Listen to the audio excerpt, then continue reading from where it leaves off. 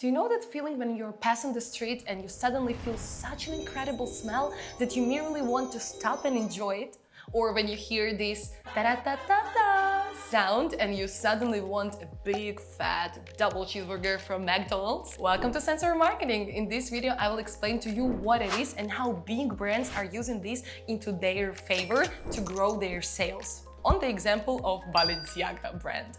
And my name is Chris. Welcome to my channel. I'm specialist in neuromarketing and sales. Don't forget to follow me to stay tuned and not to miss out anything important. Or you will have bad luck for 10 years. So that you understand the context, in my business school, I had an exam, and the part of this exam was actually to choose a luxury brand, to go there physically in Barcelona to the shop of this brand and analyze how this brand is using neuromarketing. And my intuition brought me to Balenciaga. Important to say that this investigation took place like a week before the scandal that Balenciaga had regarding their recent marketing campaign. So in this video, I will focus specifically on Balenciaga from the perspective of sensory marketing. However, in my next video, I will talk to you about the scandal that they had and why I personally believe that they actually succeeded with their goal. So follow me not to miss it out, because I really want to have a discussion on that topic. In a nutshell, sensory marketing is a part of neuromarketing which focuses on 5 our main senses and use them in order to evoke specific emotions and feelings in consumer, in order to improve their customer experience connected to our brand, and in order to establish more pleasant and long-lasting memories connected to our brand.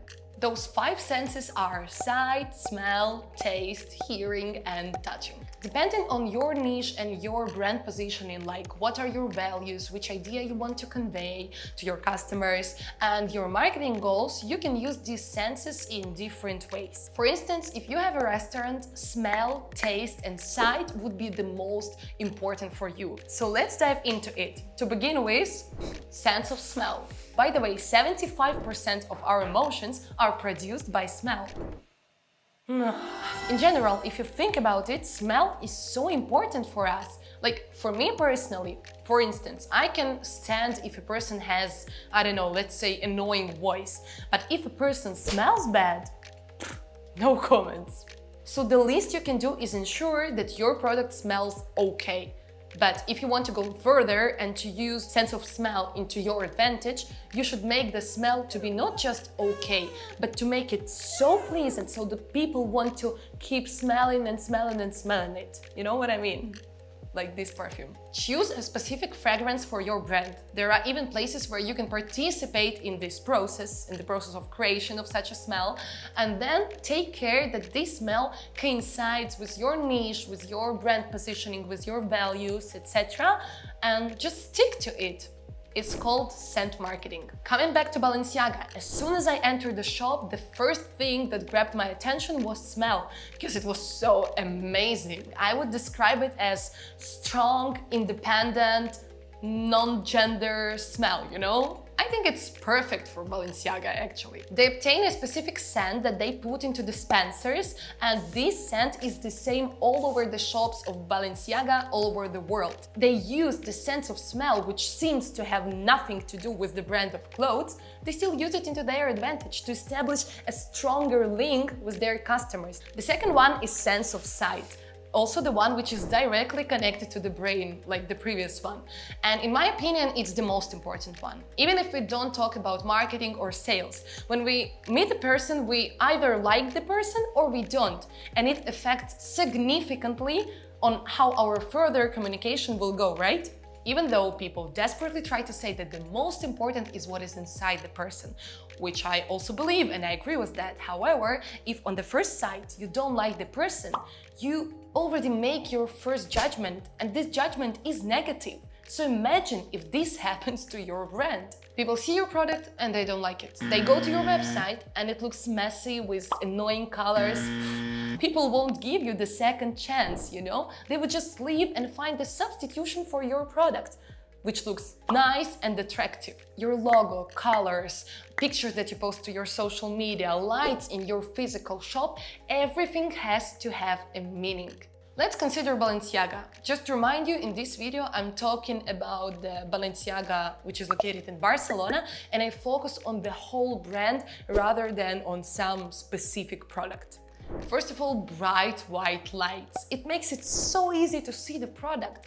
And moreover, as we know, the less mental effort a person needs to input, the more chances that the second system of our brain won't participate in the process. Which means that the decision that the person is going to make will be built on emotions, and such a decision is much easier to be triggered. To make it brief, the less mental forces a person needs to use to buy your product, the more chances there are that the person will actually buy your product. Simple as that.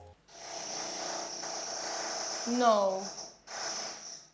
Furthermore, as the lights are really bright and white, it also evokes the feeling that the shop is super clean and so pure and I would even say innocent. The second is colors. All over the shop, Balenciaga used the colors from their brand book, which are white, black and anthracite. I don't know how to pronounce it. So these colors, according to color psychology, reflects sophistication, prestige, status, power, and cleanliness. The third is product placement. Products are distributed all over the shop in such a way that you don't get lost within million pieces of clothes. Rather than you can go and step by step consider each type of product. Everything has space, and this space evokes the feeling of calmness, purity, and status. That's exactly how it should be with a luxury brand. The third one is sense of hearing. We can also call it audio branding. It's all about leveraging music, sounds, noises into favor of your brand in order to enhance the perception of your brand identity to customers' minds. So in Balenciaga shop, the music is nice and the playlist is actually quite diverse. And I got to know that in Balenciaga, they obtain a playlist that they just turn on, so we can be sure that the sequence of the music, of the songs that they are playing, is well prepared. The fourth one is sense of touch. Incredibly important as it's highly connected to the basic human needs. Our sexual relationships are developed through touch. Our friendship and closeness to people depends on our touch experience that we had with these people. Have you thought why cars with leather seats are so much more valued than cars with regular seats?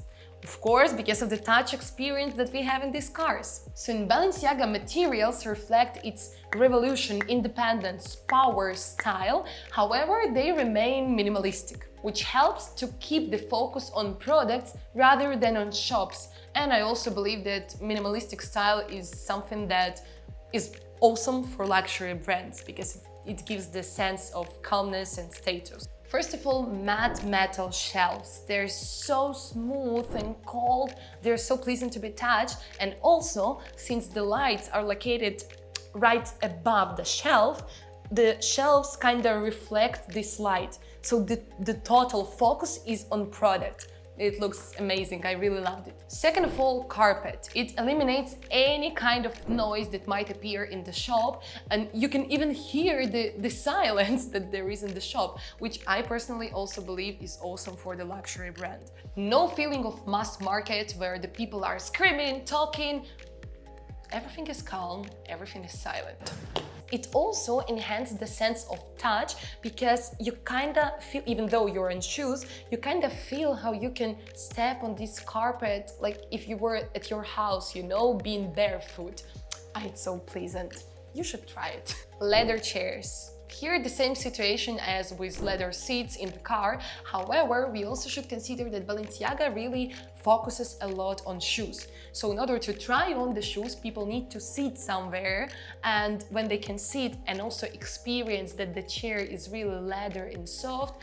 By the way, my chair unfortunately is not leather so far. So it prolongs their staying in the shop, and it prolongs the amount of time that they spend on trying on the shoes, you know? So they can try on more shoes and accordingly, after all, buy more shoes. Better for Balenciaga. The last one, sense of taste. My favorite one. When you order a package of cosmetics online and then when you obtain it, you see that there are a couple of candies inside. This is the example of how brand, which has nothing to do with food or beverages, still can use the sense of taste into their leverage, because you will eat this candy and then you will associate this candy with this brand and with the pleasant experience that you had with this brand. In Balenciaga there is champagne, Coca-Cola, coffee, water. However, not each single client is asked for drink, which honestly was quite a disappointment for me because I personally spent almost 2 hours in the shop. I mean, they should have given me something, at least have offered me something, no? I would rate the whole my experience in Balenciaga and how they use the sensory marketing in their shops as 9 out of 10. They really have super good personalized approach to the clients and they use all the senses into their favor. However, they definitely should have offered me a drink. Let me know in the comments which brand you would like me to analyze next, and don't forget to watch my next video about the scandal with Balenciaga and their conspiracy theory. Thank you for watching. See you soon. Bye.